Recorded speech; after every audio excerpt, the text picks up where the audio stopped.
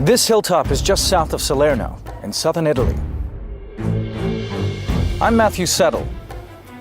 In 71 BC, Rome's legions fought a desperate battle against an army 32,000 strong, led by the gladiator Spartacus.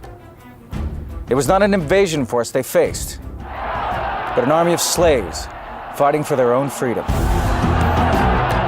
Both armies numbered around 32,000 men, but here, all similarities ended. The Romans were led by their wealthiest citizen, Marcus Crassus. This was a battle between the army of the poor and the richest man in Rome.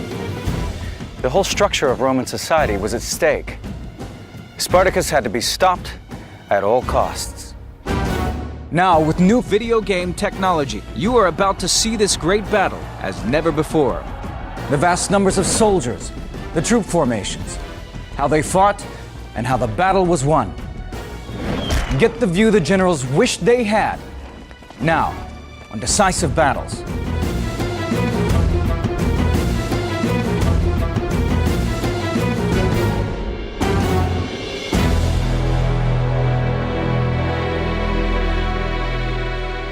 In 73 BC, 1 out of every 3 people living here in Italy was a slave. That's 2 million slaves serving the needs of 4 million Romans. A slave under Roman law was considered property. Their life and death depended on their master. They could not testify in court unless they had been tortured.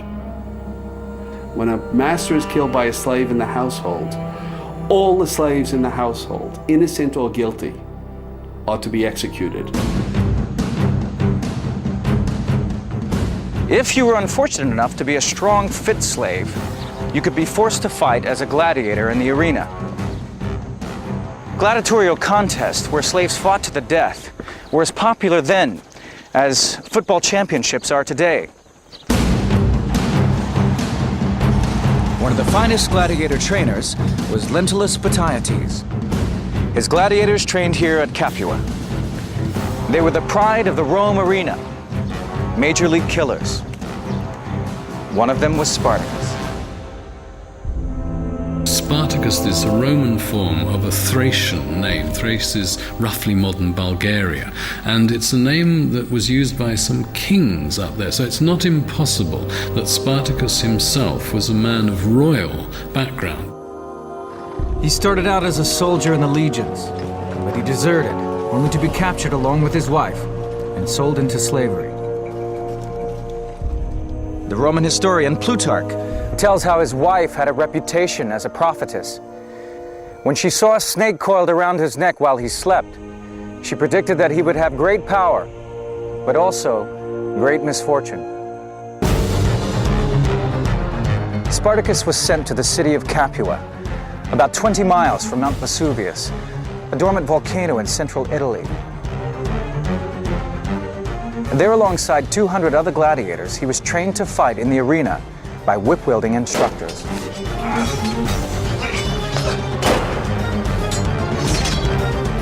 These were the gladiators' quarters beneath the amphitheater. They waited here before being taken up for battle in the arena. The one thing gladiators could be sure of was that they would die sooner or later. They were doomed as soon as they entered the school.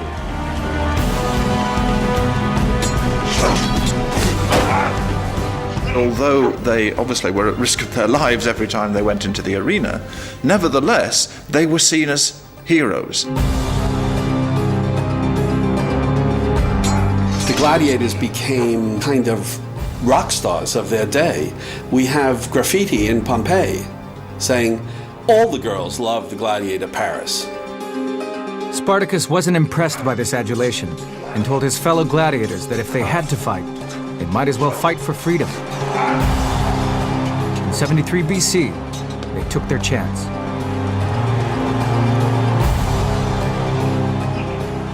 He led 200 gladiators as they attempted to break out of the school, armed with weapons they had stolen from the kitchen, chopping knives and spits.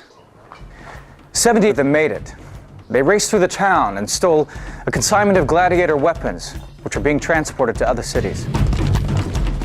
Local soldiers were sent to recapture the escaped slaves, but they stood no chance against the highly trained gladiators. They were quickly killed and routed.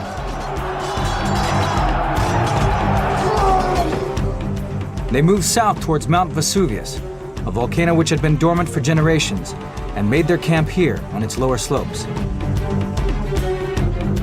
Along the way, they plundered plantations and liberated slaves. Many gladly joined the rebel gladiators.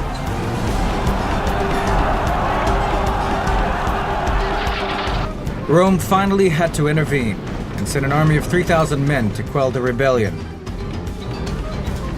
Its commander, Claudius, was sure of success. He cornered the gladiators on a hilltop near Vesuvius, but this part of the slope was covered in vines. Spartacus ordered his men to cut the vines and make ropes out of them. In the dead of the night, they quietly lowered themselves down a cliffside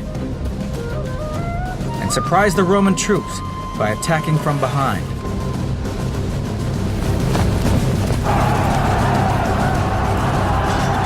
The gladiators took no prisoners. Their fighting skills, honed by weeks of training, made short work of the Roman soldiers who panicked and fled.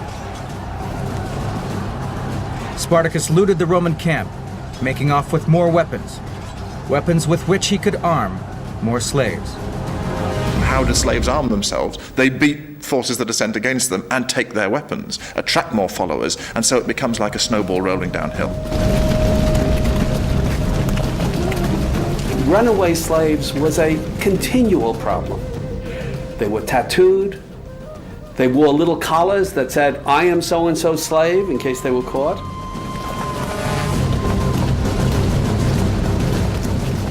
Spartacus' successes had inspired them. Thousands escaped to his camp. Soon he had an army of 70,000 men. The army is made up of a huge diversity of nationalities. Thracians, Gauls, Spanish, Africans, different languages, different cultures. Spartacus must have been an extremely charismatic individual to be able to weld together this polyglot force. A second Roman force of 6,000 men was sent against him. But Spartacus and his slave army defeated that as well. The entire social order was in meltdown. For every Roman citizen, this was their worst nightmare come true. Spartacus had to be stopped at any cost, or the masters would soon become the slaves. It's 73 BC, and an army of slaves and gladiators is challenging the might of Rome. Spartacus spent the winter in southern Italy, but as soon as spring arrived, he ordered his army north. He had now nearly 100,000 men. Most of his slave army came from Gaul and Germany. His aim was to march up through Italy and cross the Alps and return his troops to their homelands. He and many of his followers simply want to get out of Italy. They want to go back whence they came. They want to go back to their old life. There was little to stop him. Virtually all of Rome's legions and experienced generals were on duty on the frontiers of the empire. For the time being, any army he fought would be a makeshift affair, composed largely of conscripts. The Romans, of course, had most nightmares about an enemy in Italy itself. They were thinking back, I'm sure, many generations to Hannibal and how he had been able to rampage through Italy unchecked. Now, it was even worse in that the slaves were doing this and the Roman armies were all overseas. As he moved north, Spartacus swept aside every force the Romans sent against him. But he was having trouble with his own huge army. The leader of the Gauls, Crixus, disagreed with Spartacus. He wanted to stay and plunder Italy rather than cross the Alps.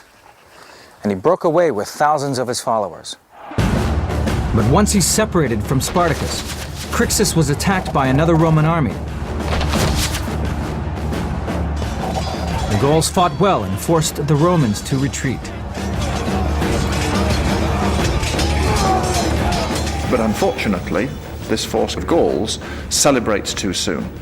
The men get into a drunken stupor, the Roman force hasn't been utterly defeated, they come back and kill the Gauls while they're lying there drunk.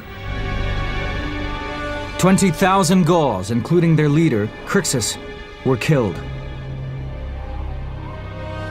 When news of this reached Spartacus, he responded by giving the Romans a taste of their own medicine. He forced 300 Roman prisoners to fight in pairs, like gladiators, to the death. Spartacus swept on northwards, but when the Alps were almost in sight, his way was blocked at Mutina by the 2 legions of Cassius Longinus, the Roman governor of the region. But the 10,000 legionaries were heavily outnumbered and crushed by the slave army. I think it's quite easy to see, in hindsight, that the Romans grossly underestimated Spartacus and his forces. Since the revolt began, Spartacus had not lost a single battle. He must have thought no one could stop him. He had not counted on his own army.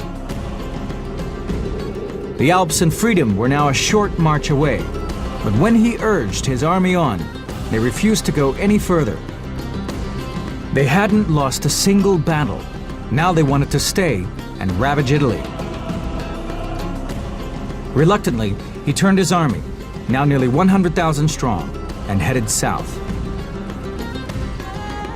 Rome shuddered at the thought that their slaves were now their masters on the battlefield. The nightmare, of course, is the enemy within. These people are literally in your own house, in your own rooms, taking care of you.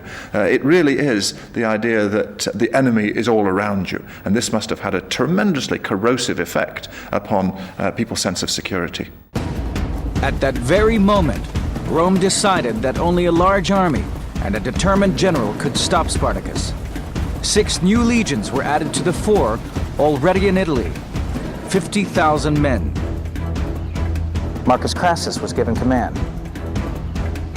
Ruthlessly ambitious and fabulously wealthy, he saw the defeat of Spartacus as the way to political power. Now was the time to make his mark. Crassus surrounded himself with his friends, his allies politically. He wanted people to know how successful he was going to be. And he was determined to be very successful. Crassus shadowed the slave army as it moved south. He planned to keep Spartacus moving south and then hem him in, down on the heel of Italy. Spartacus is wandering up and down Italy, north of Rome, south of Rome. Quite extraordinary, the geographical range, the freedom. So Crassus got to pin the guy down. He instructed his commanders to avoid battle, but one of them, Mummius, could not resist the chance for glory. He sent his 2 legions against Spartacus, just south of Naples. Once again, the slaves and gladiators inflicted heavy casualties and sent the Romans off in humiliating defeat. Crassus was furious. The defeated soldiers suffered a terrible punishment, decimation. Crassus chose a cohort of soldiers who had fought badly and made an example of them. 480 men. They were lined up, and every 10th soldier was stabbed or beaten to death by his own comrades.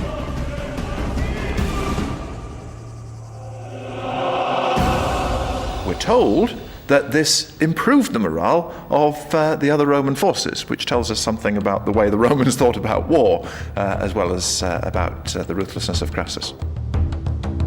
Presumably, it focused the attention of the others on their next battle. The Roman soldiers realized they had more to fear from their commanders than the enemy, and discipline was restored.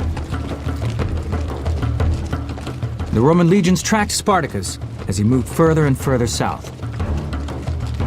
By the beginning of 71 BC, Spartacus was in Bruttium, in the toe of Italy, but he was determined not to be penned in there by Crassus. He planned to board ship and sail to Sicily, where there was a large slave population. Safety was just 5 miles away. But Crassus was hot on his heels and determined to wipe out the slave army once and for all. 71 BC.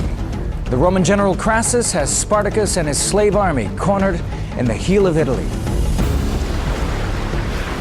The only ships available to Spartacus were owned by pirates from Cilicia in southern Turkey. They had promised to take him and his army to Sicily. Somewhere around here, he waited and waited, but they never came. Betrayed by the pirates, some of the men tried building rafts. But they were useless against the strong currents. Sicily is just right over there, 5 miles across the straits. But to Spartacus, it must have seemed a world away.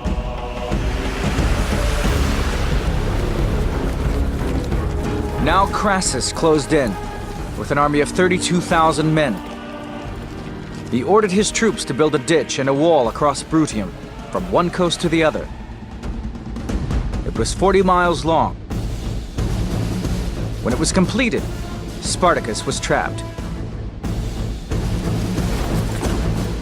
But Rome did not place all her hopes in Crassus. The great general Pompey had won many victories in Spain. Now, he and his legions were recalled back to Italy. And another general, Lucullus, was sailing with his army from Macedonia and would soon land at Brundisium. Crassus would have preferred to starve out Spartacus over the winter, but Pompey was on his way back to Italy. If he did not win a quick victory, Pompey might march against Spartacus, and Crassus's chance for glory would be gone. Spartacus, too, saw that it was now or never. He tried to negotiate with Crassus, but he refused. In defiance, Spartacus had a captured legionary crucified in full view of the Roman camp. The slave army that had never been defeated now had its back against the wall. Spartacus had to break out. He led his troops in several ferocious attacks on the Roman lines. At last, he managed to break through, but with only 1/3 of his men.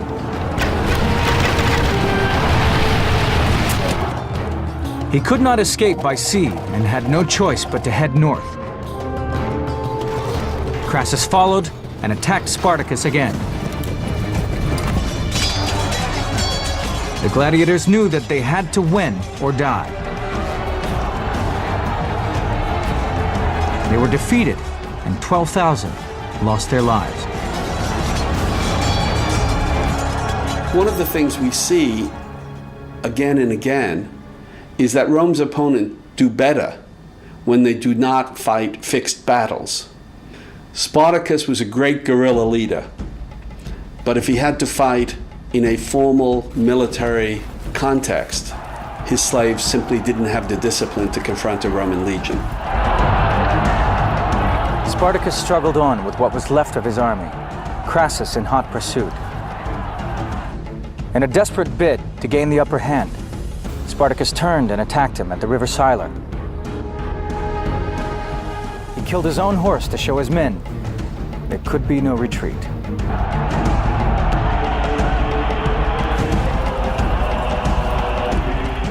The fighting was heavy, but the outcome was never in doubt. Spartacus made straight for Crassus and killed 2 of his centurions before he was cut down himself. The slave army no longer had the numbers to overwhelm the discipline of the legions.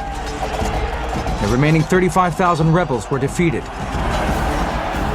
The body of Spartacus was never found. Around 5,000 slaves escaped, but they ran straight into Pompey's army, which had just arrived from Spain. They were all killed or captured. Pompey was one of these men who could sniff out a bit of glory from a long distance. And although he really didn't take part in the decisive battle, he did capture about 5,000 of the runaway slaves and put them to death. And he got to Rome and took credit for the whole victory. Crassus was furious. What Pompey did was to attempt to steal the glory from Crassus by making out that but for him, the Spartacus rebellion would have continued. For this and his victories in Spain, Pompey was given a full triumphal procession. But Crassus was only given an ovation, a lesser honor, for his victory had merely been over slaves. But he made sure Rome would remember him. He had captured 6,000 slaves and gladiators alive. Now he used them to underline his victory. This is the Via Appia, the main road into Rome. Crassus had all 6,000 men crucified and their crosses placed at 40-yard intervals along the roadside. The bodies were never taken down. For years afterwards, all travelers along this road could see the revenge of Rome. But nothing could destroy the memory of Spartacus, the gladiator who led slaves against their masters and became a symbol for resistance that still endures today.